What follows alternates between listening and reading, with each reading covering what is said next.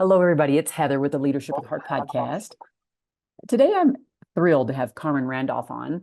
She was referred to me by somebody who's listened to my show before, and they thought that she'd be a great fit. And as I looked at her background, I knew you all were going to love her. So, welcome, Carmen.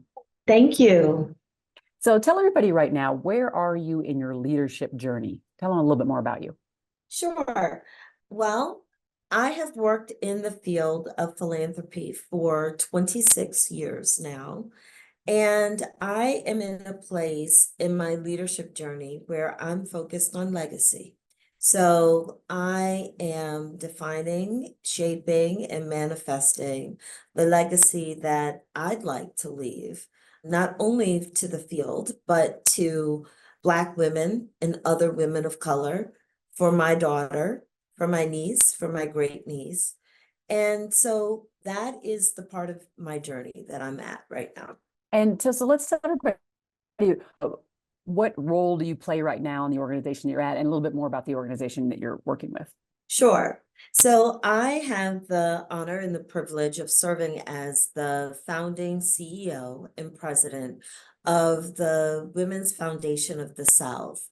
And the Women's Foundation of the South is a public charity that was founded by women of color grant makers like myself and an ally who's also a grant maker for the express purpose of focusing on the economic security of Black women and women of color in the South.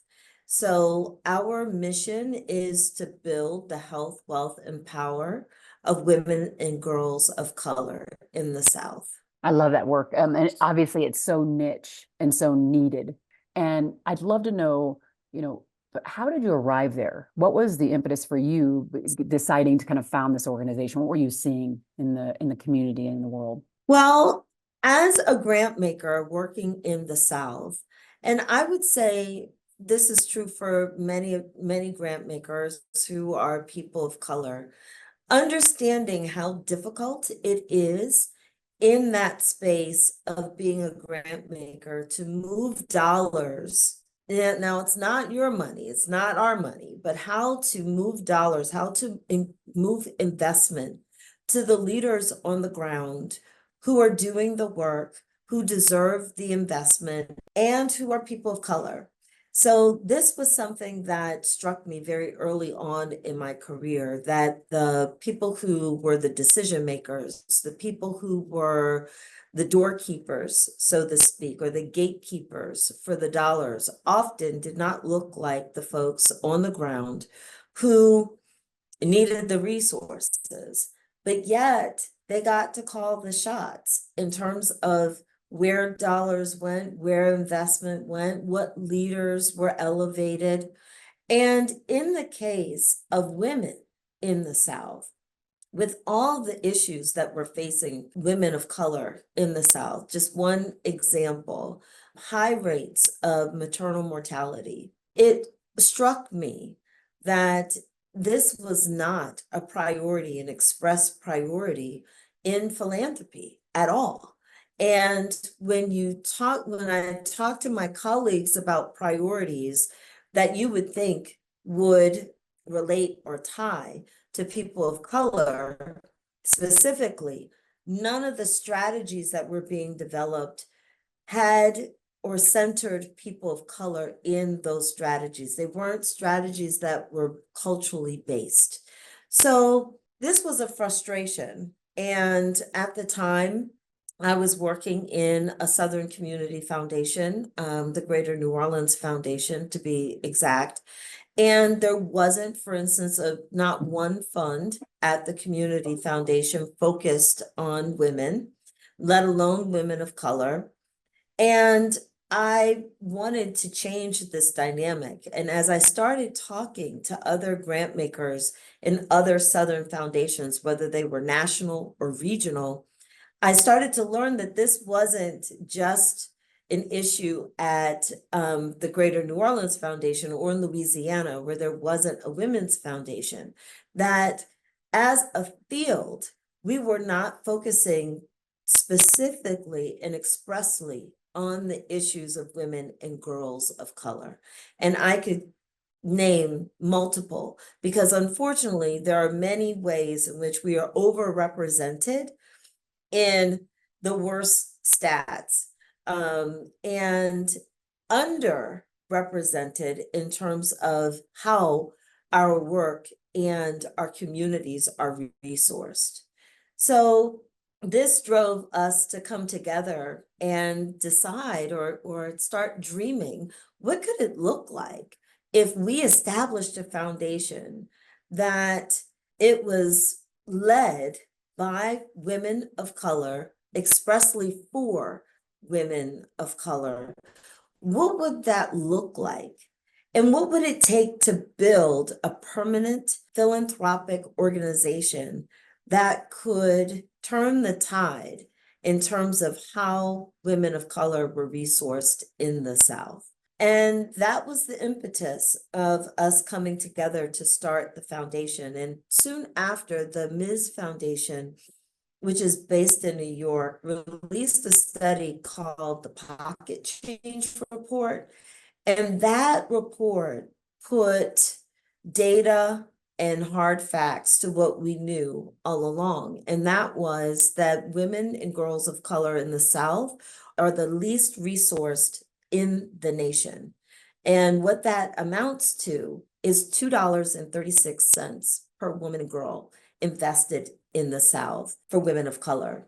So that is what we're up against, and that is part of the dynamic which we're seeking to change. So I am curious to know for you, just as a human, but prior to doing this, and did you have kind of a history of being kind of a change maker, like a history of saying, I don't like what I'm seeing, I'm going to do something about it? Or was there something like a trigger in you that just said, I am done and it is time to take action? I'm just curious to know about that.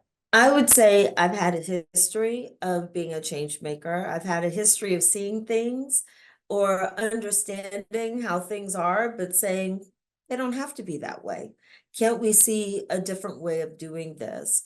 And putting together people and resources to make change happen. I had the wonderful experience of working in Washington, D.C. with the Meyer Foundation, where I had the opportunity to be a funder activist, which is not always a position that folks get to do, but it was a very fortunate role that I got to play and to see how funding or philanthropy could truly be a catalyst to change systems. So one of the things that I had worked with a group of funders called the Youth Transition Funders Group, and we were looking at young people who were struggling with the transition from youth to adulthood, and especially those who were in danger of dropping out of school. And through that process, I learned about seat time hours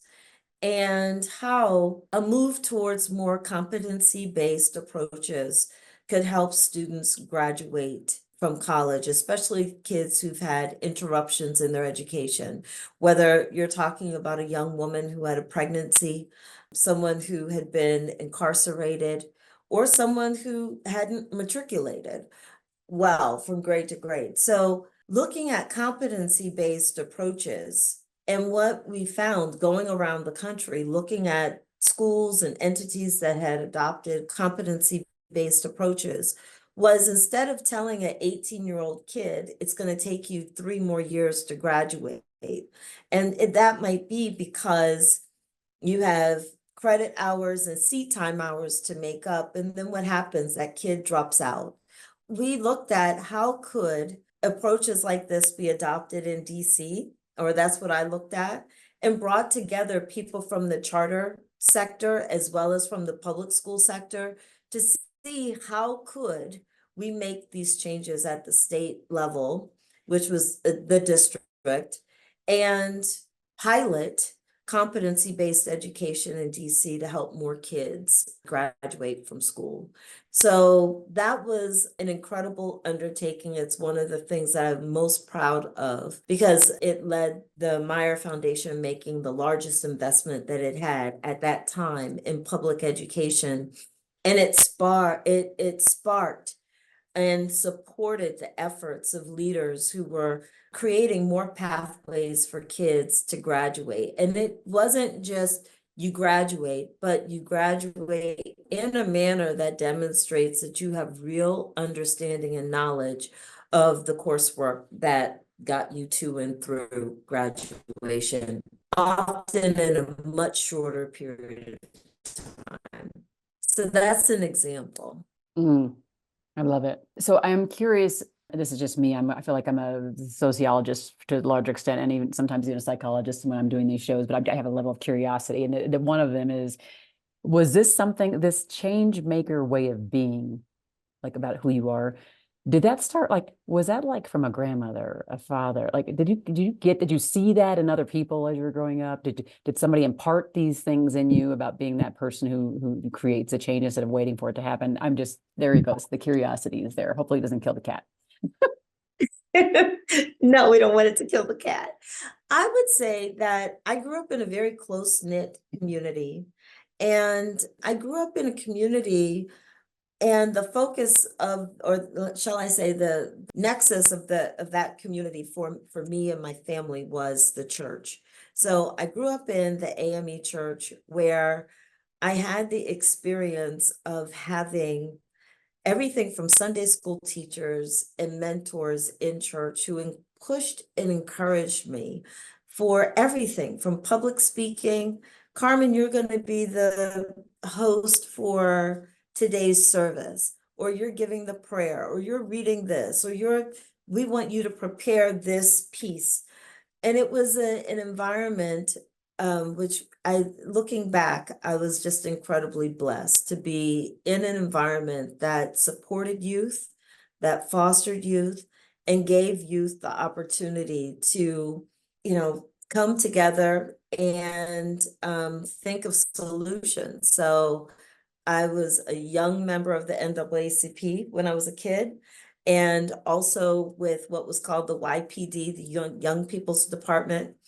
And in fact, I met my husband back then because both of us were parts of sister churches that as kids, we were kids and encouraged to be activists and leaders.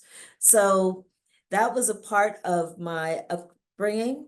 And I would say, when I think of those people who encouraged me, my parents, absolutely. My mom was very involved in the church. She had created this women's organization. I don't even know if she remembers, but it was called the Progressive Women of Monumental, AME. And so they were the Ooh. progressive women. And I just remember as a kid, I was like, oh, I want to be a progressive woman one day.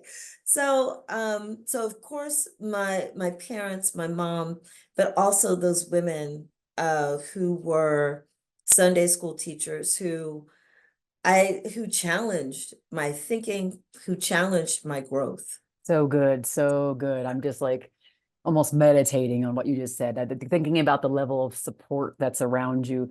I am curious to know, so how would you define leadership with heart? What does that mean? When I say leadership with heart to you, what do you think of? Hmm.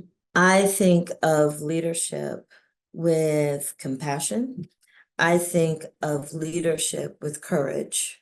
And I think of leadership with skill. And what I mean by skill, often, people take emotional intelligence for granted, but truly to be an emotionally intelligent and present leader, it is a gift for any organization to have a leader that has that kind of heart and intelligence with them, where it's not leadership that focuses on perfection, where, hey, we're all human, we might make mistakes. It's leadership that's inspirational. And you inspire people by, to me, having having a vision of what's possible, and also helping people see their capacity to rise to what's possible. and their ability to, and what they have that's theirs uniquely that they can give to the process of shaping something different or what's possible. Mm. So when I think of a leader with heart, those are the things that come to mind for me. Deep emotional intelligence, compassion, and courage. And I think these are times that we're living in right now that require courage. And I've myself have been challenged to have courage, especially in these moments. But I remember after the death of George Floyd, the horrible, horrible murder of George Floyd, the foundation I was working for wanted to start a fund focused on equity, focused on supporting Black leaders. And to even talk about equity in the South, now it's a dirty word, but back then, and that wasn't even way back when, we only talked about 4 years ago. 4 years ago, you can imagine people were trying to say equity, diversity, and inclusion and mean it. And to mean it meant you had to do some things differently. And to walk differently in that space required courage. And I think in these days, in these times where now diversity, equity, inclusion, and justice, those things are words that scare people, that are considered bad words. To be in a place where you work and you exercise your values and you walk according to your values, still it requires courage. Thank you for that. So good. So good. All right. So now we're at the point of the episode where I want you to recall for listeners a time when maybe you were counter to what you just described. Maybe you didn't exhibit courage. Maybe you didn't exhibit compassion. Some of the things that you just talked about, you were kind of anti-caring leader in a moment. What did that look like specifically? And then what did you do to come out more enlightened? And I say that because everybody who listens knows I don't believe in perfection. This is a journey to progress. We just keep progressing a little bit every day. So what did you do to come out more enlightened and maybe to just get, a little bit more progress? When I was in my 20s, I started my career very early, and I was working for a nonprofit that did programs in public housing communities in Washington, D.C. And I was told very early on, I had a wonderful mentor who was guiding me in how to work in community, to build relationships with the people who I was seeking to work with, to get to know them, to listen, and to be a learner. Be there to learn and open to the wisdom of people who I was working with. So I was doing work with seniors, I did work with children, and there was an effort to bring literacy programs to community. And I have to admit, I was very frustrated in terms of not getting the response from moms that I had hoped to get.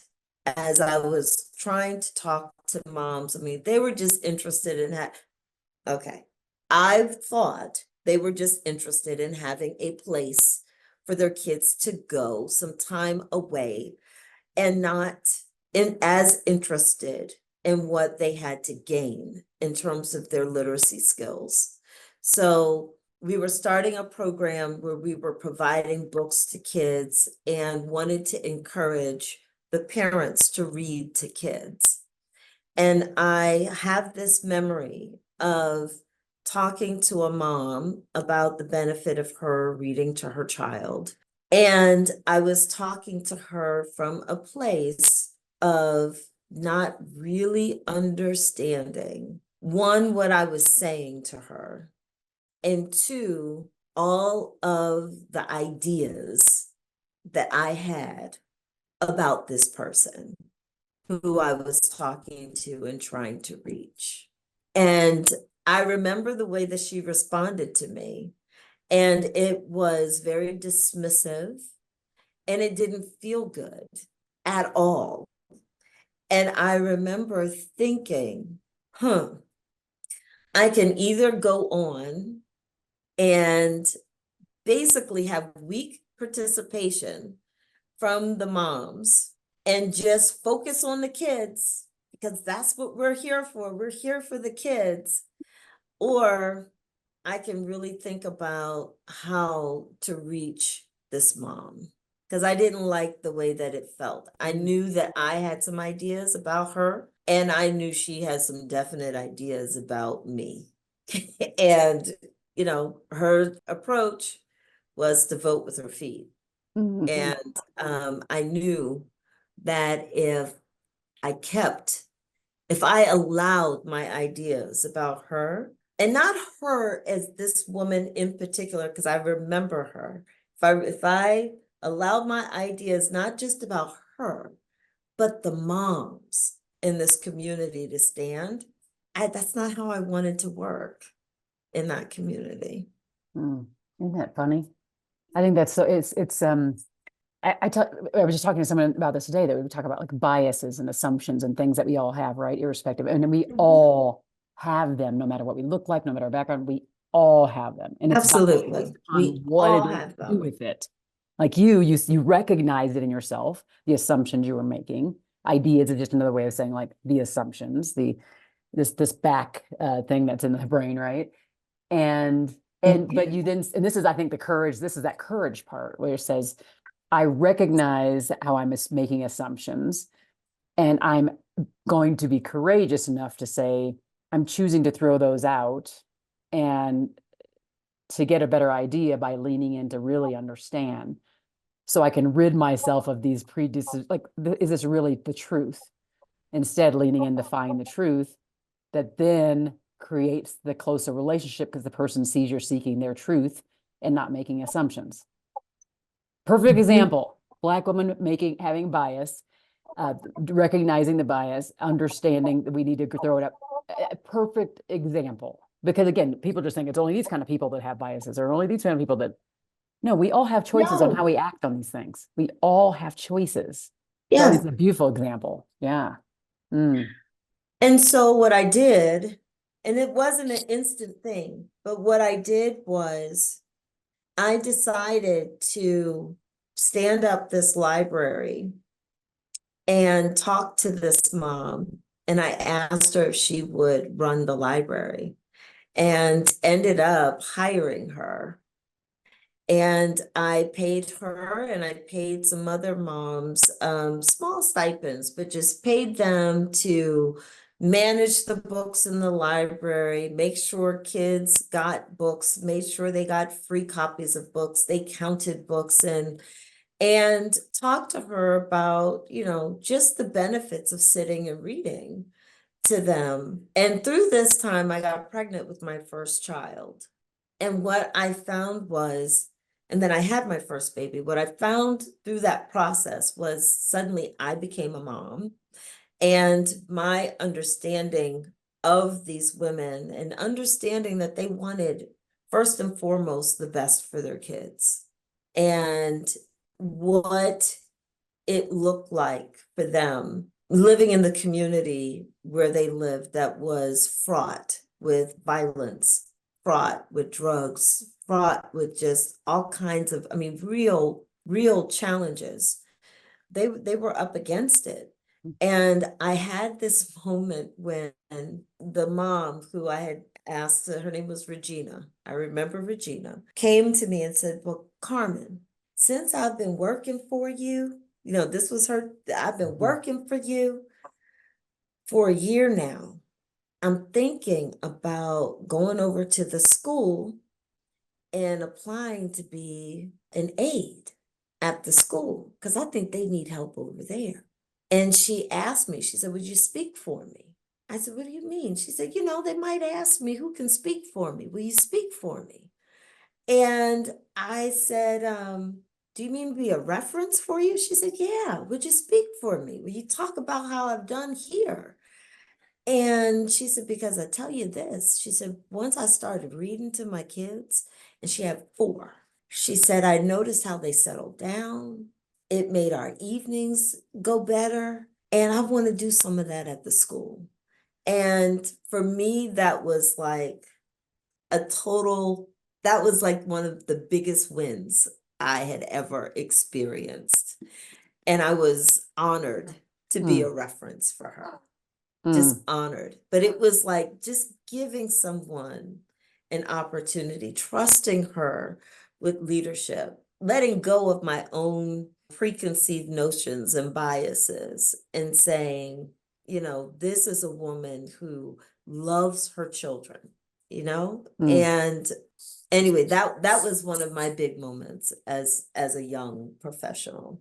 Wow, it's so huge. So like, there's so many components of this. I see the, extending of the olive branch as a way to build connection or bring relationships and bring the Mhm. relationship in.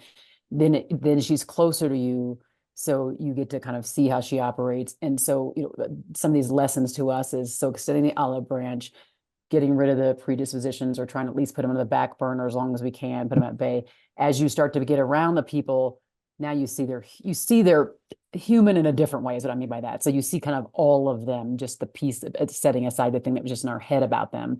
And then so now you've uplifted her by extending the olive branch. And now as she goes out and she's reading to her children, what she never did before, she's getting this aha. And then now she sees herself differently because you saw her differently. So you saw her differently first, and she was able to see herself differently through the opportunity you gave. And now she's given this opportunity to her children, and now she wants to go out and says, "Okay, I see myself now changing more than just my children, but the larger extended world."